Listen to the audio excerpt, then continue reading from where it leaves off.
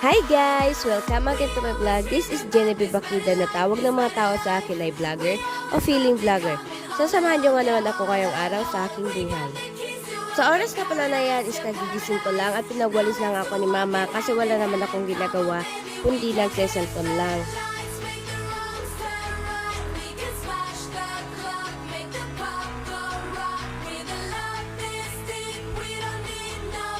So fast forward nga is pagkatapos ko nagwalis ay naligo na rin ako. Ay hindi pala maliligo kundi agbugo lang. Hindi ko alam ang tawag ng agbugo basta agbugo. Fast forward nga is tapos na nga ako agbugo and nakapagpalit na akong damit. And nagdiretso na nga ako sa kusina para kumain. Yun na lang pakialaman ang aking pagtatagalog. Di nga niya ako marunong magtagalog. You can see naman sa pag-voice over ko, yung maputol-putol ang aking pag-voice over. Napadami na ata ang aking sinabi. So, ang ulam ko nga pala dyan is itlog and yung peles with malunggay.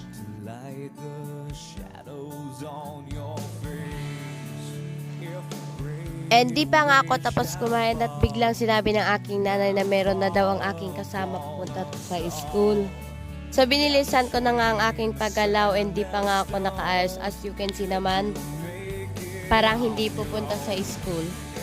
Alam pa nga namin is malilit kami, buti na lang hindi kami na-late.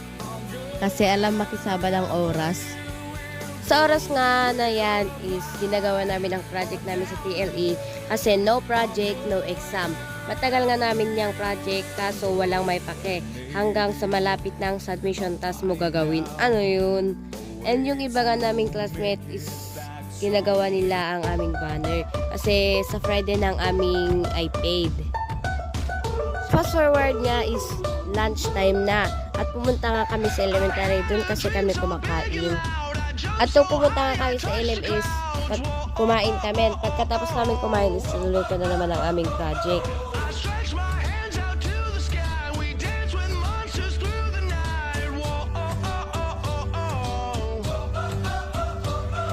And sa time na yan is natatapos na namin mag-test ng TLE.